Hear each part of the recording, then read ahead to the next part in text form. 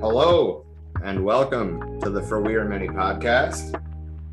My name is Rob, and Trisha's over there somewhere too. And we're going to be reading the third and final chapter of the Communist Manifesto today.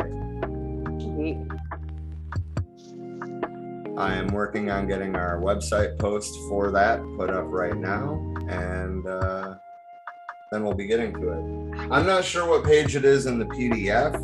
In the paper book, we will be starting on page 29.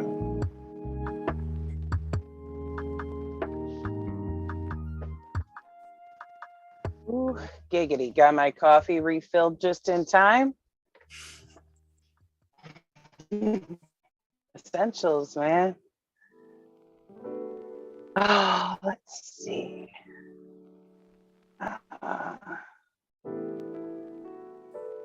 What page did you say we left off on? It's 29 in the paper book. The chapter is called Socialist and Communist Literature. Okay. Well, apparently Drive is feeling a little overworked at the moment. It's still trying to load the PDF. There we go. Okay. Good old you said Drive. Socialist and communist literature. Yes, ma'am. For those who are following along in the PDF, that's page 28. Okay, so it's pretty close now. Yeah. Had a lot of catching up to do with all those intros. It's like Preface from this, preface from that, preface. 13 pages later, still prefacing. That PDF contains the preface for every edition that was ever published of that book. So, yeah. Yeah, there was a lot. Who do we got in the comments? We got Natalie and Robert saying hi. What's up, guys? How's it going? All right, I guess let's get right down to it.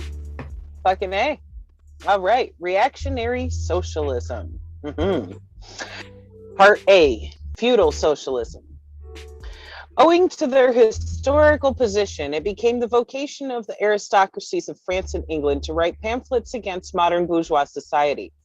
In the French Revolution of July 1830 and in the English Reform agitation, these aristocracies again succumbed to the hateful upstart.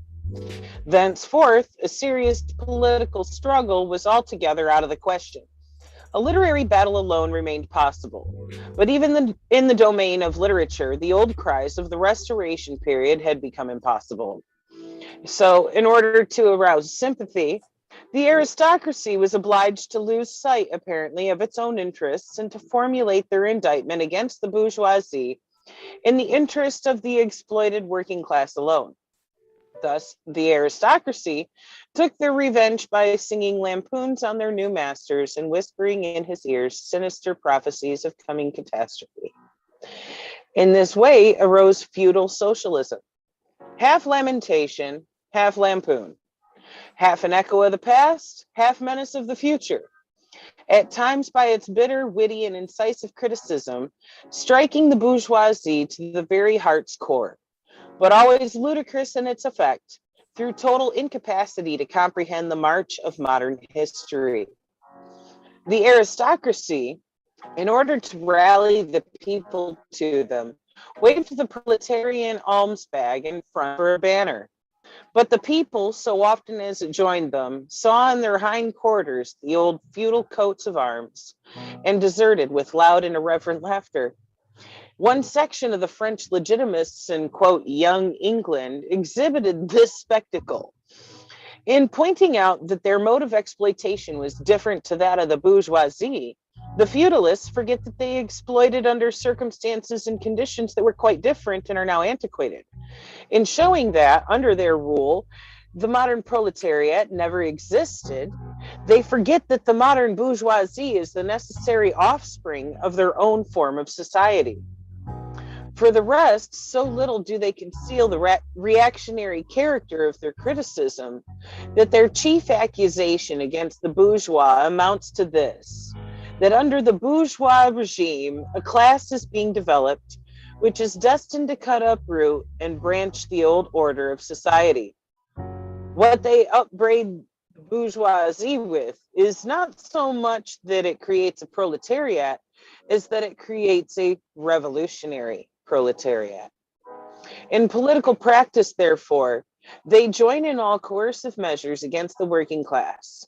And in ordinary life, despite their highfalutin phrases, they stoop to pick up the golden apples dropped from the tree of industry and to barter truth, love, and honor for traffic in wool, beetroot sugar, and potato spirits. As the person has ever gone hand in hand with the landlord, so has clerical socialism with feudal socialism. Nothing is easier than to give Christian asceticism a social tinge. Has not Christianity declaimed against private property, against marriage, against the state? Has it not preached in the place of these charity and poverty, celibacy and mortification of the flesh, monastic life and mother church? Christian socialism is but the holy water with which the priest consecrates the heart burnings of the aristocrat. Wow. Yeah, speaks fucking volumes there. Petty bourgeois socialism. Okay. Sorry. I was just gonna say I love because I didn't realize how far this phrase dated back, but I love that he used highfalutin. Right. That one made me giggle as I was reading it. Would you like to read section B? Yeah, I was planning on. Awesome sauce. The feudal aristocracy was not the only class that is ruined by the bourgeoisie. Not the only class whose conditions of existence pined and perished in the atmosphere of modern bourgeois society. The medieval burgesses and the small peasant proprietors were the precursors of the modern bourgeoisie. In those countries, which are but little developed, industrial and commercially, these two classes still vegetate side by side with the rising bourgeoisie. In countries where modern civilization has become fully developed, a new class of petty bourgeois has been formed. Fluctuating between proletariat and bourgeoisie society. Oh, and ever renewing itself, as a supplementary part of bourgeois society.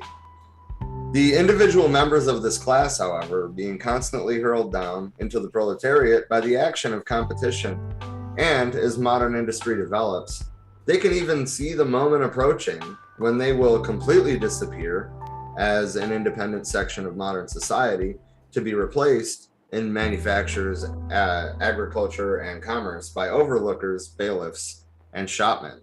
In countries like France, where the peasants constitute far more than half of their population, it was natural that writers who sided with the proletariat against the bourgeoisie should use, in their criticism of the bourgeois regime, the standard of the peasant and petty bourgeois. And from the standpoint of these intermediate classes, should take up cudgels for the working class. Thus arose petty bourgeois socialism. Sismondi was the head of this school, not only in France, but also in England. This school of socialism dissected with great acuteness the contradictions in the conditions of modern production. It laid bare the hypocritical apologies of economists. It proved incontrovertibly the disastrous effects of machinery and division of labor, the concentration of capital and land in a few hands.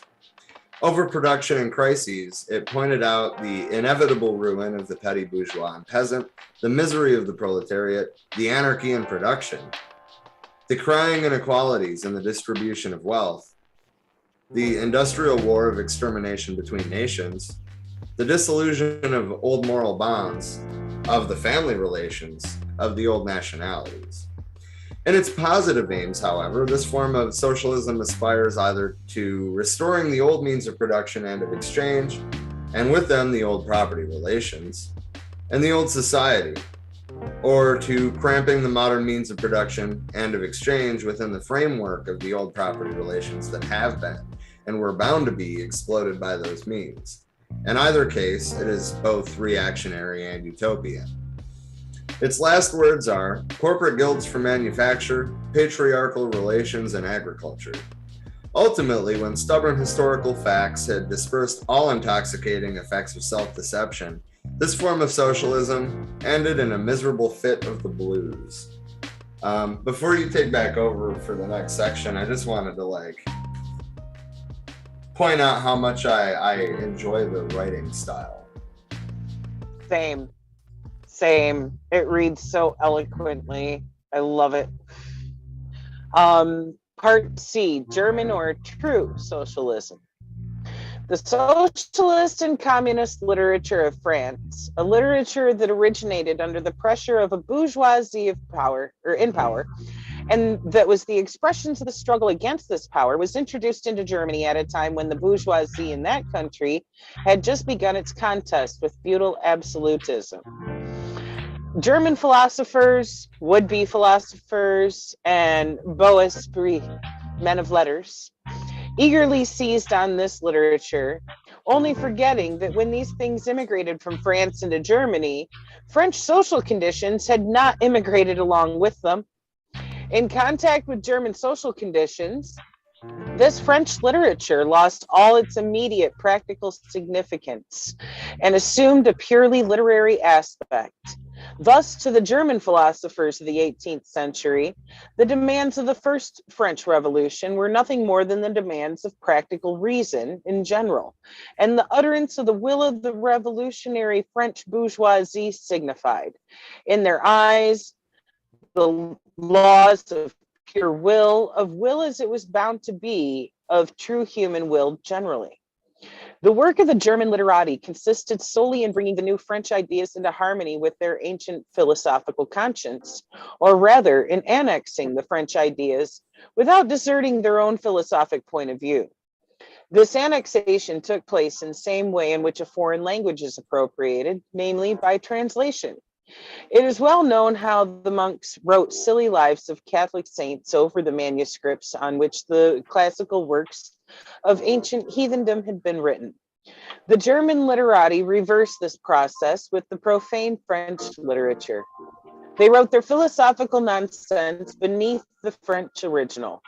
For instance, beneath the French criticism of the economic functions of money, they wrote alienation of humanity.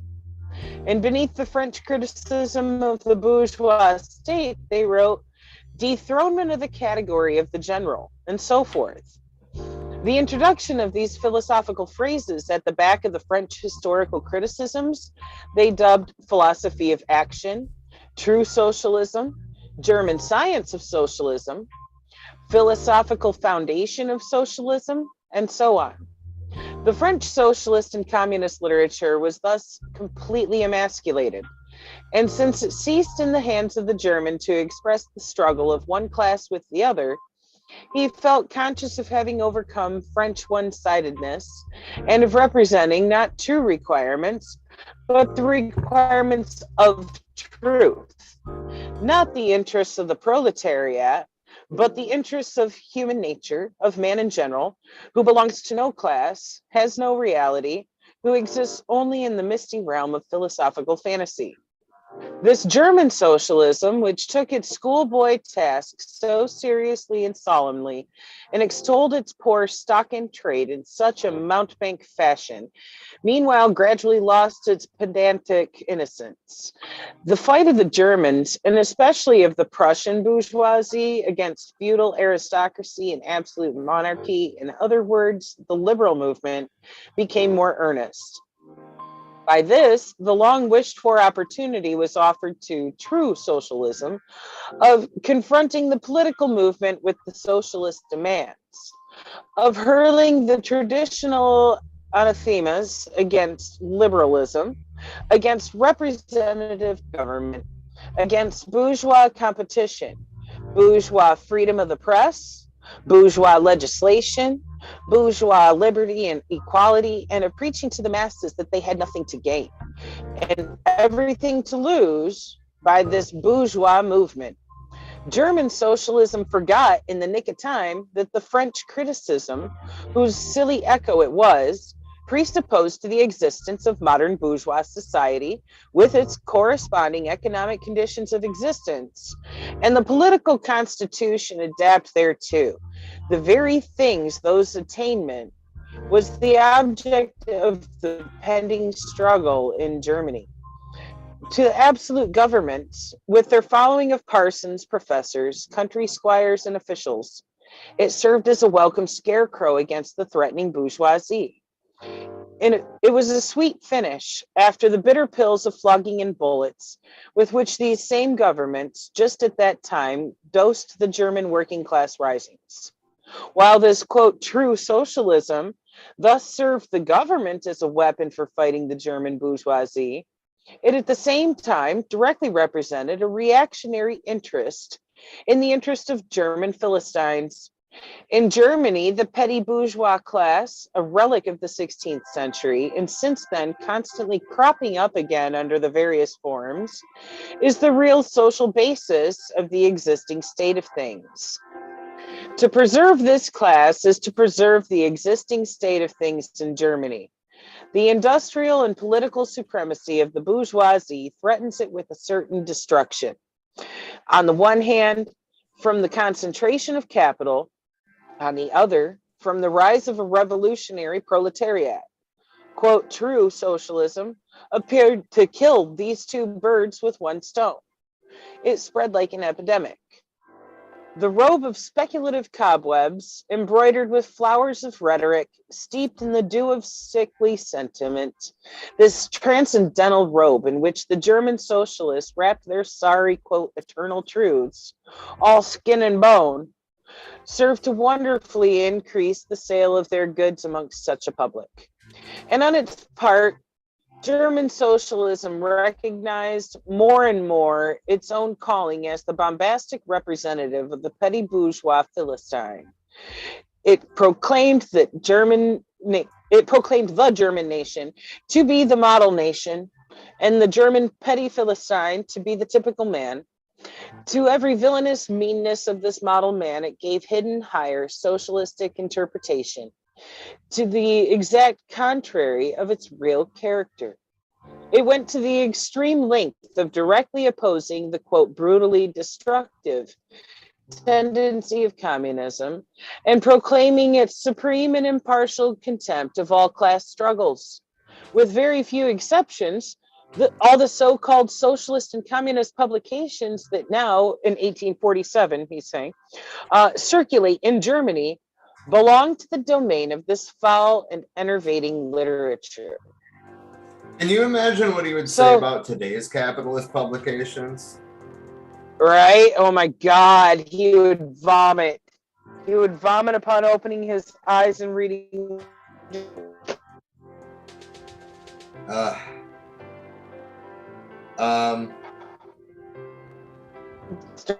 When he's this and trying to co-opt the name socialism. You're cutting out really bad. God damn it. I don't know what to do about that, but just the disgust that he's showing for the fact that the bourgeoisie and the petty bourgeoisie tried to co-opt the word socialism and twist it into representing the opposite of that. Yeah. Robert said Marx would freak out at our media, and I said, for sure. Okay, so part 2 is conservative or bourgeois socialism. A part of the bourgeoisie is desirous. I don't. Desirous. Yep. Okay. Of redressing social grievances in order to secure the continued existence of bourgeois society. To this section belong economists, philanthropists, humanitarians, improver of the conditions of the working class, organizers of charity, members of societies for the prevention of cruelty to animals, temperance fanatics, hole and corner reformers of every imaginable kind. This form of socialism has, moreover, been worked out into complete systems. We may cite Proudhon's philosophy de la misère as an example of this form. The socialistic bourgeois want all advantages of modern social conditions without the struggles and dangers necessarily resulting therefrom. They desire the existing state of society minus its revolutionary and disintegrating elements. They wish for a bourgeoisie without a proletariat. The bourgeoisie naturally conceives the world in which it is supreme to be the best. And bourgeois socialism develops this comfortable conception into various more or less complete systems. In requiring the proletariat to carry out such a system, and thereby to march straightaway into the social New Jerusalem, it but requires in reality that the proletariat should remain within the bounds of existing society, but should cast away all its hateful ideas concerning the bourgeoisie. A second, and more practical but less systematic, form of this socialism sought to depreciate every revolutionary movement in the eyes of the working class by showing that no mere political reform, but only a change in the material conditions of existence and economic relations could be of any advantage to them. By changes in the material conditions of existence, this form of socialism, however, by no means understands abolition of the bourgeois relations of production, an abolition that can be effected only by a revolution, but administrative reforms based on the continued existence of those relations. Reforms, therefore, that in no respect affect the relations between capital and labor, but at best lessen the cost and simplify the administrative work of bourgeois government.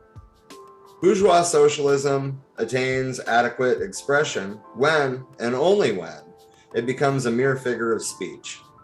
Free trade for the benefit of the working class, protective duties for the benefit of the working class, prison reform for the benefit of the working class. This is the last word and the only seriously meant word of bourgeois socialism. It is summed up in the phrase, "The bourgeois is a bourgeois for the benefit of the working class." Damn. Yeah. I'll start this one off. Yeah, he wasn't in any fucking games. This is a longer chapter, so we can trade off like every 2 paragraphs or so. Okay. We're in the last chapter of the book, ladies and gentlemen. Number 3, Critical Utopian Socialism and Communism. We do not here refer to that literature which, in every great modern revolution, has always given voice to the demands of the proletariat, such as the writings of Babeuf and others. I may have butchered that name. Sounds right to me. Right. The first direct attempts of the proletariat to attain its own ends, made in times of universal excitement, when feudal society was being overthrown, these attempts necessarily failed, owing to the then undeveloped state of the proletariat, as well to the absence of the economic conditions for its emancipation. Conditions that had yet to be produced and could be produced by the impending bourgeois epoch alone. The revolutionary literature that accompanied these first movements of the proletariat had necessarily a reactionary character. It inculcated universal asceticism and social leveling in its crude form.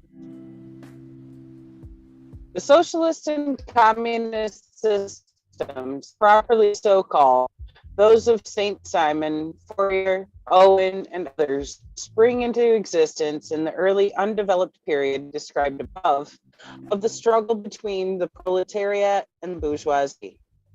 The founders of these systems see indeed the class antagonisms as well as the action of the decomposing elements in the prevailing form of society.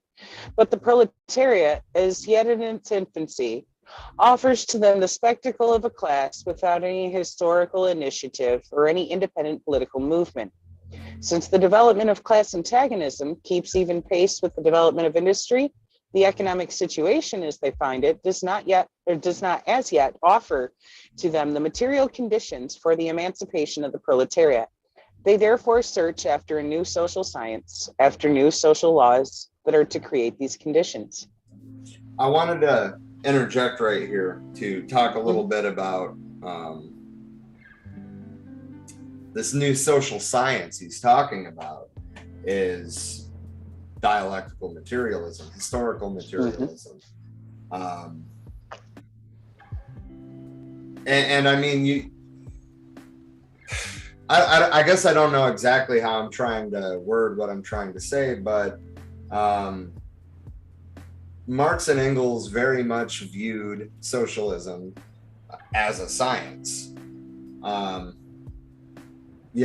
complete to thinking of a revolution as an experiment, because it is. I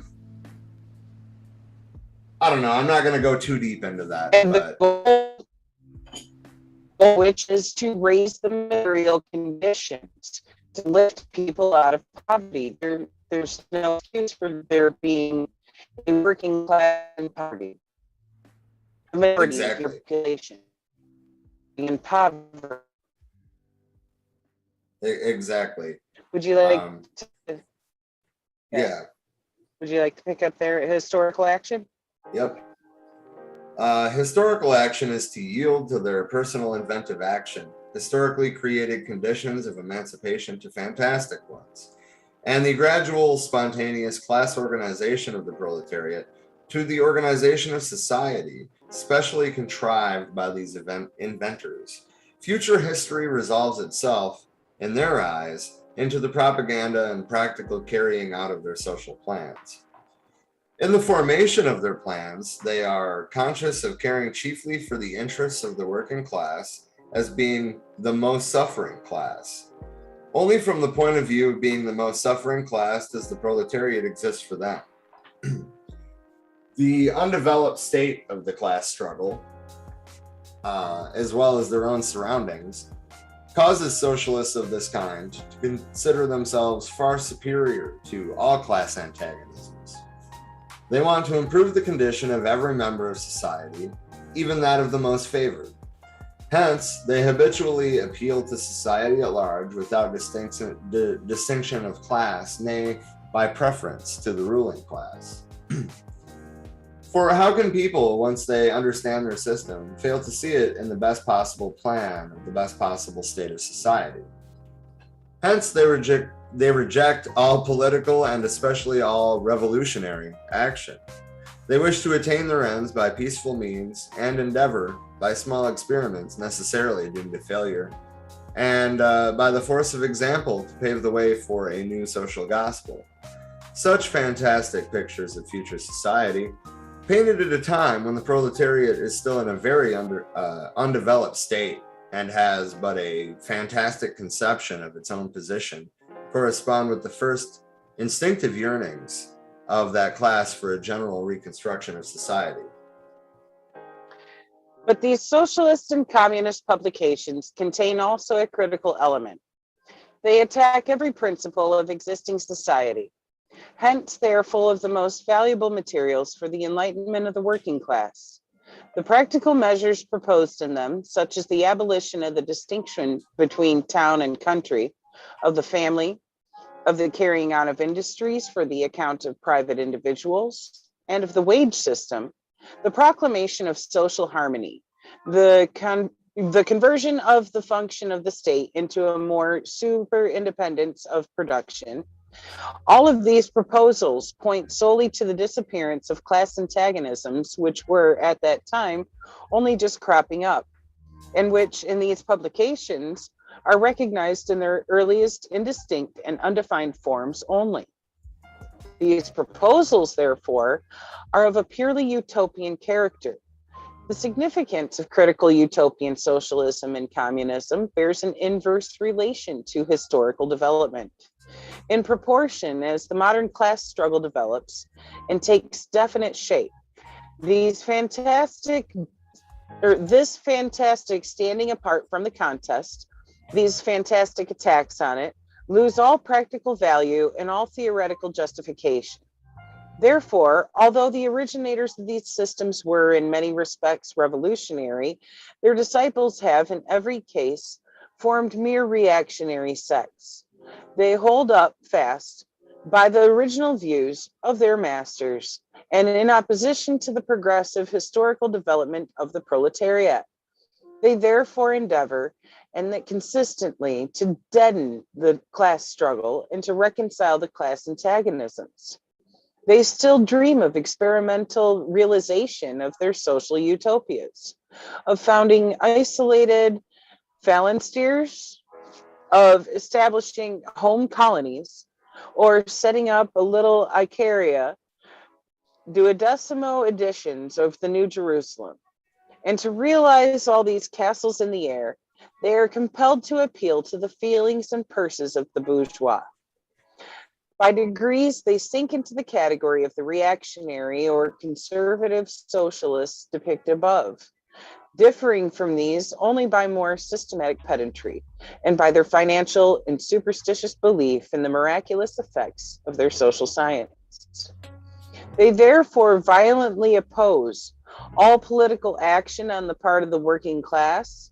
Such action, according to them, can only result from blind unbelief in this new gospel. The Owenites in England and the Fourierists in France, respectively, opposed the Chartists and the Reformistes. I'm guessing that's how that's pronounced. Right. French is French is not my thing, but there Well, that that's is. another thing we have to And that's understand about too, is that Marx and Engels both, spoke and wrote multiple languages. right, right. So it was easy for them to be able to use those terms when describing this stuff in other countries. There's a note here too at the bottom that says the phalansteries were socialist colonies on the plan of Charles Fourier. Icaria was the name given by Quebec to his utopia and later on to his American communist colony. That's a note from Engels in the English edition of 1888. Home colonies were what Owen called his communist model societies, and phalansteries was the name of public palaces. And Icaria was basically a utopian land of fancy, whose communist institutions Quebec portrayed.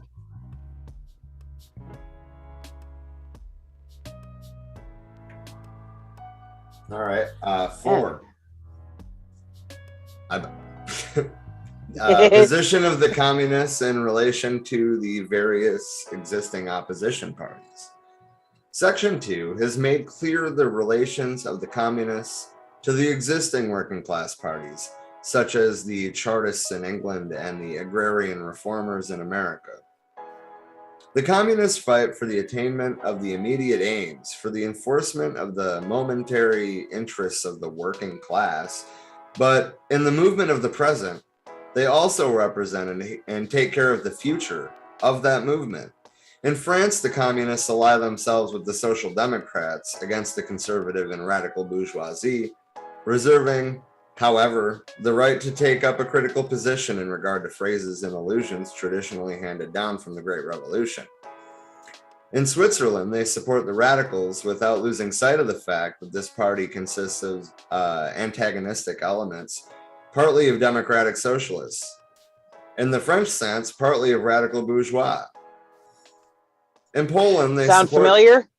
Yeah, right. In Poland, they support the party that insists on an agrarian revolution as the prime condition for national emancipation. That party which fomented the insurrection of Krakow in 1846. In Germany, they fight with the bourgeoisie whenever it acts in a revolutionary way against the absolute monarchy, the feudal squirearchy, and the petty bourgeoisie. But they never cease, for a single instant, to instill into the working class the clearest possible recognition of the hostile antagonism between bourgeoisie and proletariat, in order that the German workers may straightway use, as so many weapons against the bourgeoisie, the social and political conditions that the bourgeoisie must necessarily introduce along with its supremacy, and in order that after the fall of the reactionary classes in Germany, the fight against the bourgeoisie itself may immediately begin. The communists turn their attention chiefly to Germany because that country is on the eve of a bourgeois revolution that is bound to be carried out under more advanced conditions of European civilization and with a much more developed proletariat than of England in the 17th and France in the 18th centuries. And because the bourgeois revolution in Germany will be but the prelude to an immediately following proletarian revolution. And I just wanted to interject one last time in this book to point out that what he predicted right there literally happened. The proletarian revolution did not succeed, unfortunately, but what he predicted was 100% correct. The bourgeois revolution happened, and immediately on its tail, a proletarian revolution happened, and then a bourgeois counter-revolution happened, and they seized power. But yeah, what he predicted came true. Indeed. Communists everywhere support every revolutionary movement against the existing social and political order of things. In all of these movements, they bring to the front as the leading question in each, the pride question. no matter what its degree of development at the time. Finally, they labor everywhere for the union and agreement of the democratic parties of all countries. The communists disdain to conceal their views and aims. They openly declare that their ends can be attained only by the forcible overthrow of all existing social conditions. Let the ruling classes tremble at a communistic revolution. Are you still there? She got booted. All right. The communists disdain to conceal their views and aims. They openly declare that their ends can be attained only by forcible overthrow of all existing social conditions. Let the ruling classes tremble at a communistic revolution. The proletarians have nothing to lose but their chains. They have a world to win. Working men of all countries, unite. Sorry about that for looping out into the ether mid-sentence. That's my fucking... That's okay. I just reread the paragraph. I was just like, like I heard you cut off like mid-word, and I was just like, are you still there? Right. Like, how's it going to cut me off in the most beautiful sentence of that entire paragraph of the proletarians have nothing to lose but our chains. Right. That's why I put that on our fucking banner, on our logo. Exactly. That speaks volumes. The fuck else do we have left to lose? We've lost our homes, lost our wages, lost our food access, lost our access to healthcare. What the fuck do we have to lose?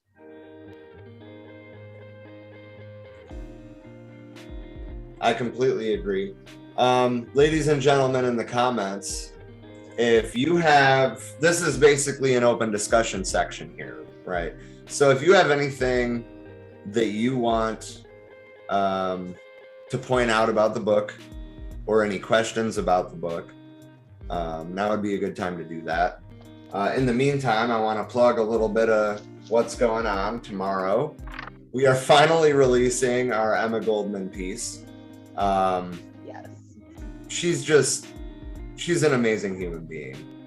I encourage everybody to tune in tomorrow at 8 o'clock Eastern, 5 p.m. Mountain Standard Time. Where you'll get to see us wearing the same clothes because we recorded it right before starting this. Right. And then Thursday, we're going to have part 12 of the Black Panther Party. I wanted to point out that at least next Tuesday, maybe the Tuesday after, we're not going to have these Tuesday pieces. We're gonna take a break and get our shit together because we want to start bringing on guests for these book club pieces. So yeah, that being said, we want your guys' opinion, and we'll take answers. We'll start an actual poll in the group, but we'll take answers until tomorrow night's stream is over, on which book we should work with next.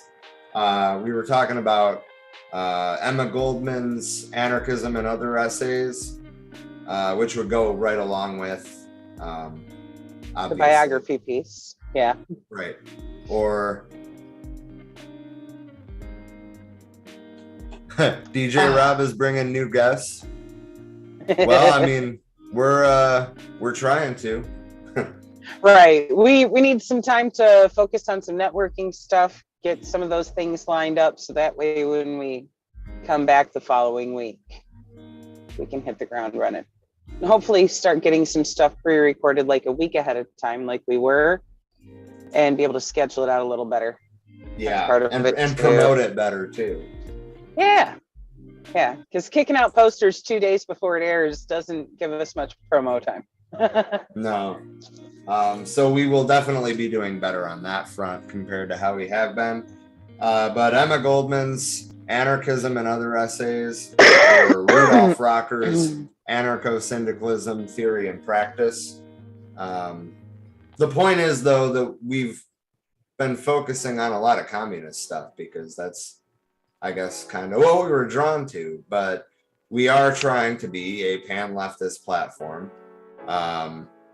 And I mean, I guess to be fair, this Emma Goldman piece has kind of reminded me that Marxist Leninists are anarchists at heart anyway.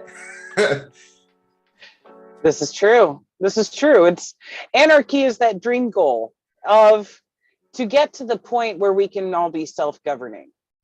But it's going to take people actually coming together, working together to create the material conditions to make it possible to actually eliminate things like the crime that is the result, the direct fucking result of poverty, things like that, where we can actually abolish the fucking police and no longer need that. But part of that also is going to mean coming together as a community. If when there is a violent crime that happens, then the community has to handle it in a better way than yeah, in a way that's not just a fucking mob. Yeah. So, I mean, it all boils down to logic, ethics, all these things come to the table. That's one other thing that we're discussing too, is doing a couple of pieces on actual ethics so that people can see where we're coming from and why we approach the things the way that we do.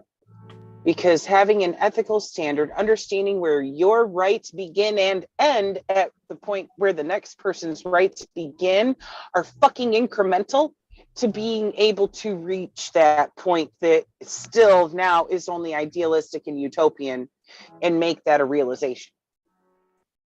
Yeah. I guess we haven't voted on it yet, but we next Wednesday's historical piece may be on the Detroit riots. I mean, it's one of those things, you know, nobody's taught about the shit in high school, and it's fucking important. You can't just ignore that white people in the 30s and 40s thought that it was okay to go around trying to fucking destroy black businesses and burn down black neighborhoods. It was never okay, and it's been basically covered up by our education system. Right, they don't teach you in school that the state of Michigan. She's gone again. But yeah, I mean, like, how did I grow up in the state of Michigan and go through social studies classes and history classes and never get told about, you know, the Tulsa race riots or the Detroit race riots? I mean, you know, we heard about the riots that happened after Rodney King was killed because that happened, you know, in a historical sense, like right before I was in school. You know, like, I mean, and that was only briefly mentioned. We never talk about slave patrols being the origin of police either, but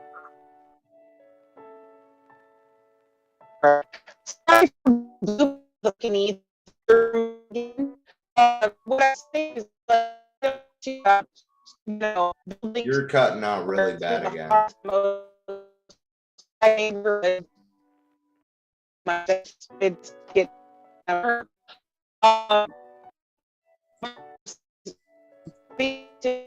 I can't hear anything you're saying.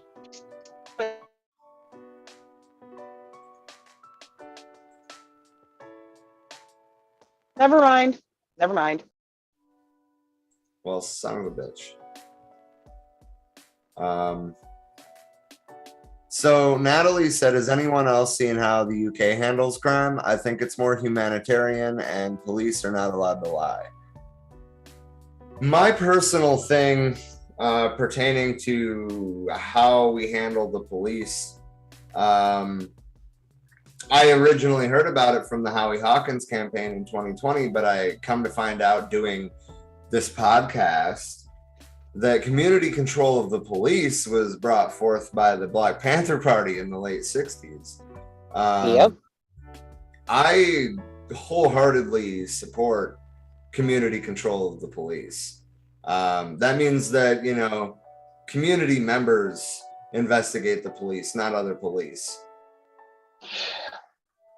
I think it should also only allowing police from the actual neighborhood they live in to police that area, and with police being an elected position. If we're gonna fucking keep it at all, it needs to be an elected position. If we choose who the fuck gets to actually have this privilege, because the motherfuckers doing it right now are abusing it. Right.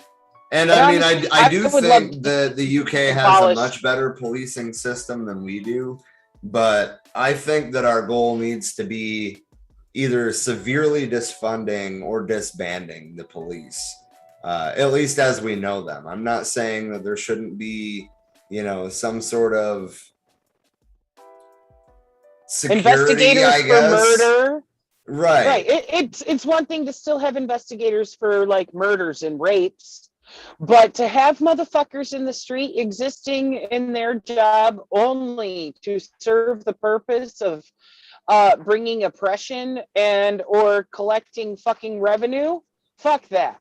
Fuck all of that. It's gotten too big.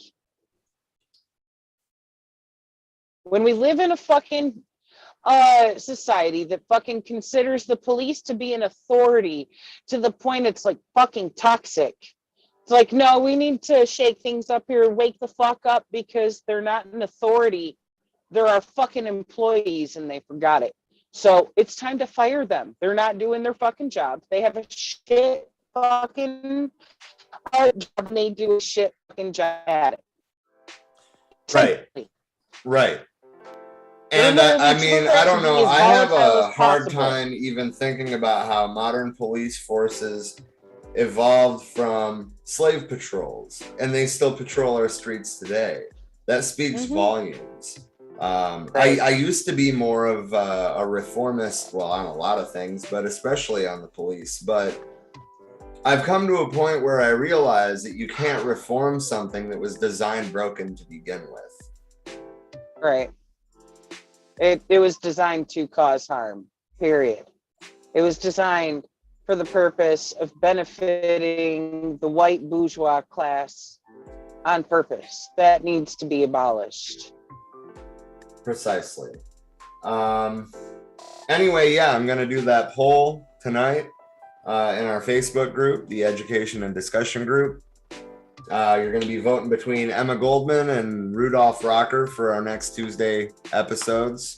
And remember, there's not going to be one next week, and there might not be the week after that. We're trying to build our content ahead. We're trying to reach out to guests, and we're trying to do better at promotion. So, again, if you want to help us out, email us for wearemanypodcast@gmail.com, or use the contact us page on our website for wearemany.org. Or message us, on Facebook, whether it be to the page or to Rob or I individually. Let us know. Also, if you have any ideas, if there's any books that you would like to see pieces done on for the Rev Left Book Club, on that poll, please leave them in the comments. We'll add them to the list. Yeah. And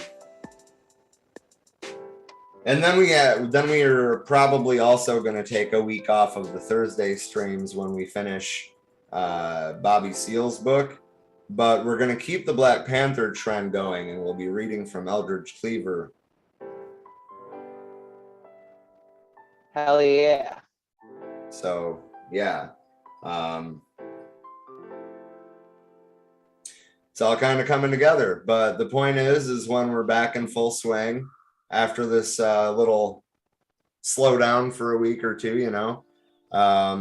we'll be having just on Tuesdays. Well, right, but I mean that's still a slowdown. It's one less stream per week to do all the research for and put together the everything. Yeah. But yeah, anyway, once we're back to full swing, we'll be doing Monday, Tuesday, Wednesday, Thursday, just like we have been this last couple of weeks. And also, I wanted to bring up to you guys, meaning the viewers, the possibility of making our current event streams on Tuesday instead of Monday and switching around the book club. If that's too confusing for you guys, then we won't do it. But I out of all of the streams, the ones that I don't want to pre-record if possible are the current event streams. And I know it sucks to change the day because we've been doing them on Mondays for months. But it's looking like that's how my schedule at work is going to work out. Right. So if you guys would prefer to be able to interact with us live for the current event streams, we're going to have to switch those to Tuesday. So let us know what you think. If you would rather keep it on the same schedule because of your availability and we'll have to pre-record it, or if you would like to switch to Tuesdays with us to be able to still interact on that, because that's one thing that we really do love to do, that live and be able to actually talk with you guys in real time about the issues that are going on. It's one thing to pre-record our history pieces or the book club pieces. That's one we definitely want to keep live. So let us know where you're sitting at with that in your schedule. Also, we may have a way soon to treat the pre-recorded pieces as live pieces through the streaming service that we use. So, you'd still have the live chat and all that. So, I mean, as long as a mod is on during the stream, which I'm sure one of us will be there most days, but the point is we can still have these live conversations, which actually would be really cool for me and you, Trisha, because then we don't have to focus on the comments while we're recording, but we can still be in the comments and actually participate, interact. Yeah in a greater depth too than what we can do while we're also trying to talk on the stream. Yeah. So any comments? Actually, a few. Natalie asked, does anybody know much about the RevComs? It's a social group. I said not at all. James said, I will try to make Tuesday just like I try to make Monday. Fair enough. And Robert said, same, you got to do what you got to do. And Natalie said, whatever is good for both of you, nights are definitely better for me. Okay, we'll still keep it at 8 p.m. It would just have to be a day switch. Yeah. And start doing the other book club pieces on Monday and the live stream for current events Tuesday. So. Okay. So when we start doing the next book, it'll be on Mondays. I also want to remind everybody to tell your elected officials, hands off Cuba. I want to remind everybody that we have an article from Dean on our page from months ago at this point that was called The Long Road to September. And if you go back and read that, you'll see how spot on he was in his predictions. I also wanted to point out to everybody to contact your legislators, especially your representatives, and tell them to get the fuck back to Washington and do their jobs. They don't deserve it. How dare they? How dare they take a fucking vacation without extending the fucking moratorium on evictions? How fucking dare they? And not that, they haven't extended fucking unemployment. That's supposed to be up on September 4th. Well, their 6-week fucking vacation isn't going to be over yet. It's another couple weeks that they plan on coming back. No, they need to get back in Washington and get the shit taken care of before they take fucking leisure time on our dime. Exactly. Anywhere else you work, you got to ask for a fucking vacation time off. Motherfuckers, if you haven't finished your work, you don't get to go on vacation, just like any fucking buddy else. Natalie said, I hope Dean is doing good. I miss his updates. And yeah, me too. Same. Yeah, I don't really know how he's been doing. I hope he's been doing well. Dean, if you're hearing my voice, we still love you and we want you to come back. We miss you. We're over here like a forlorn lover. Too. Like, please come back. Baby, come back. No. Anyway. Any kind of fool could see. Anyway. Oh God, 80s love. I really miss his updates as well. I know that he would be saying, "Get your damn shot," and I know that he would be warning. The third wave historically is the largest in a pandemic, and that's exactly what we're going into. Dean warned everybody that this shit that was going on in India back in February and March, that was the second wave for them. Yep. Our second wave was over, end of January, beginning of February? Something like that. And then he said everything was going to look great going into the spring. And he was right. May, here in Arizona, we got rid of our mask mandates. A lot of other places did right around the same time or shortly after.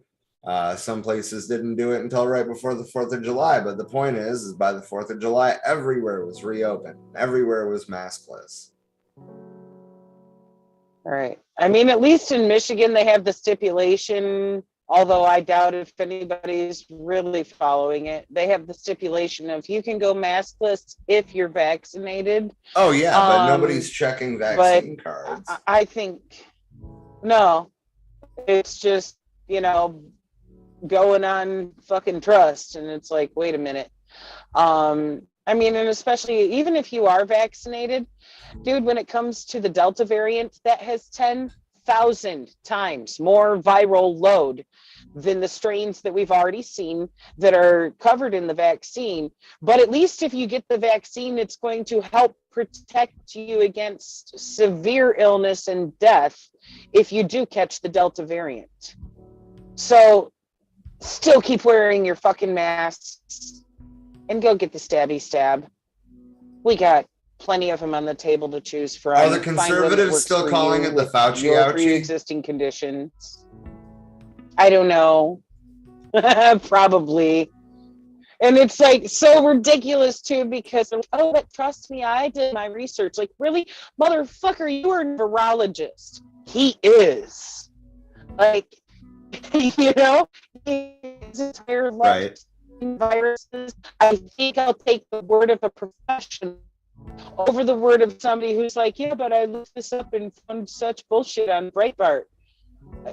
Get the fuck out of here, Yeah, right. Or I mean, people still trying to quote Alex Jones. Holy fuck.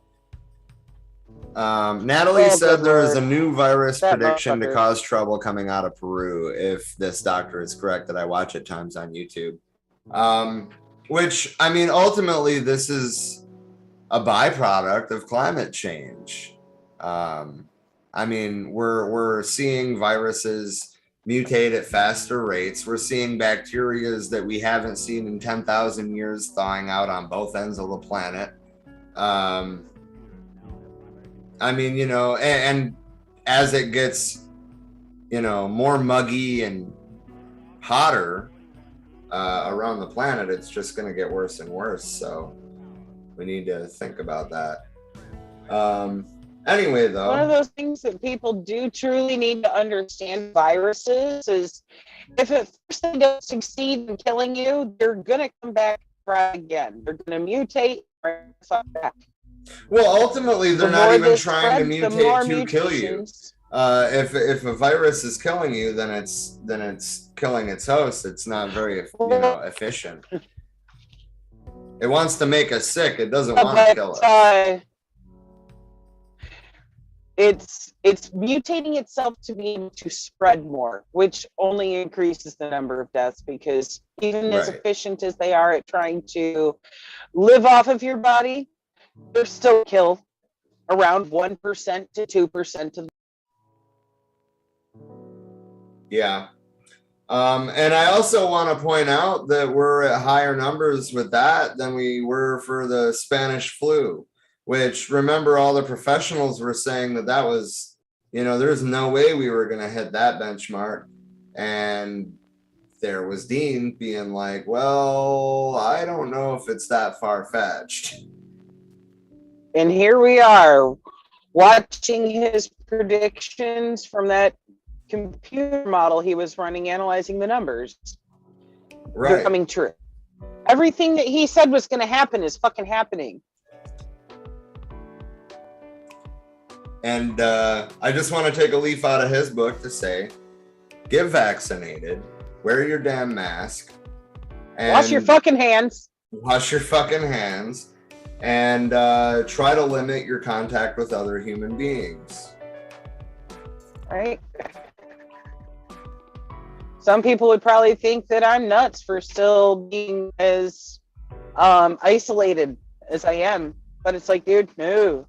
I've already caught it twice because my roommate at the time was working in a university with a shit ton of international students who, it spread real fast when the pandemic first started.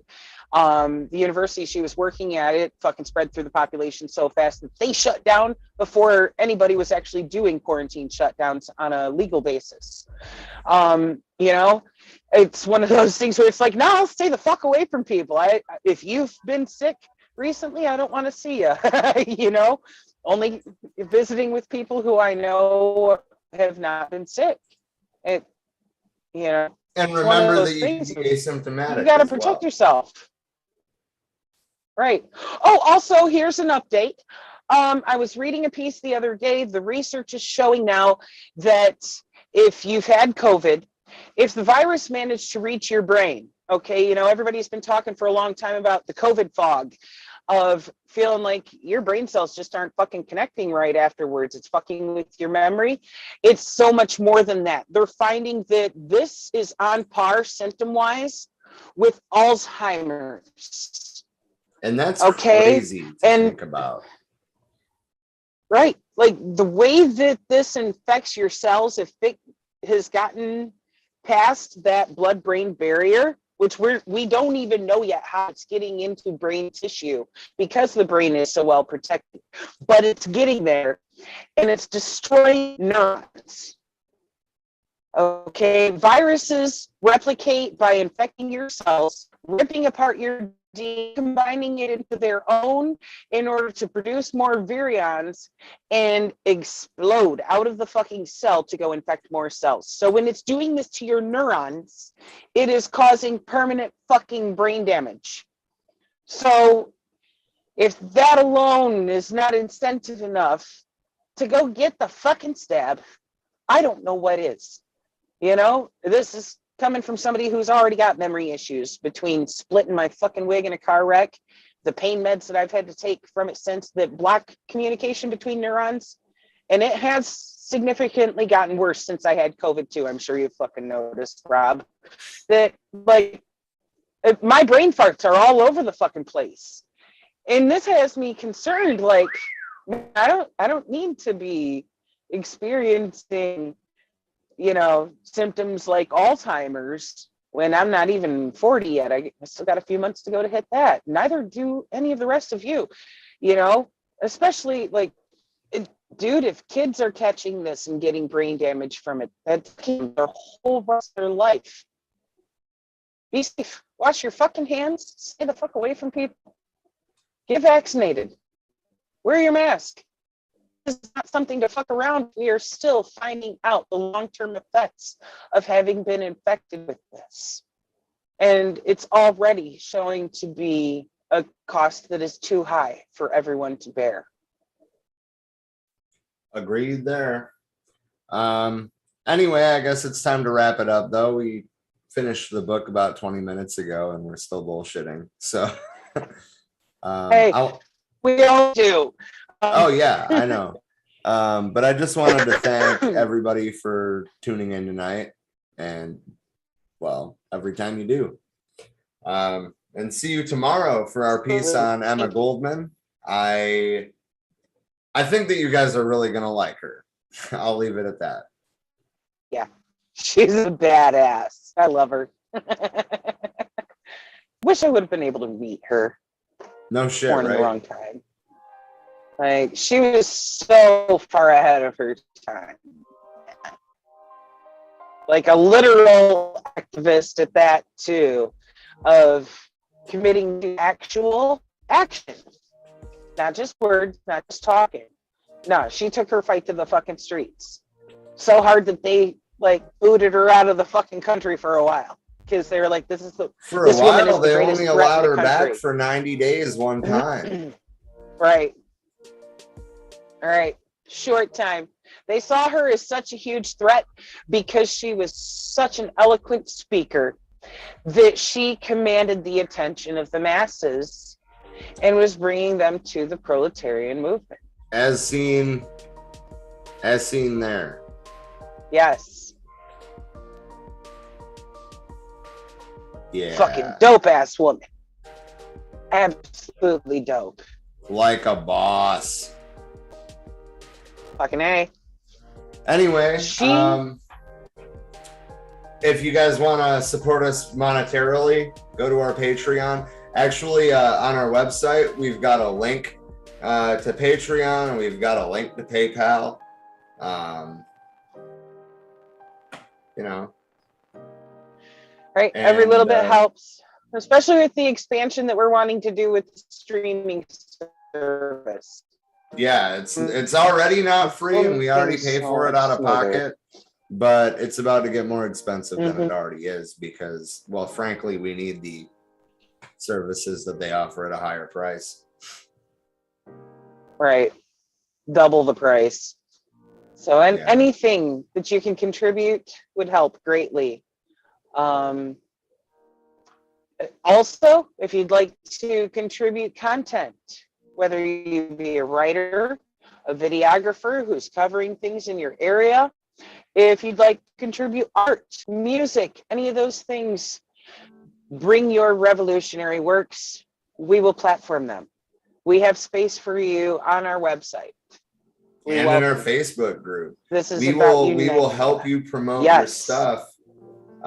Because the whole goal is for this to get out to everybody. The whole goal is to help everybody. Yep.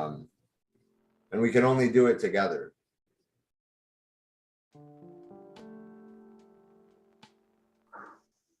Left unity, motherfuckers. Amen to that.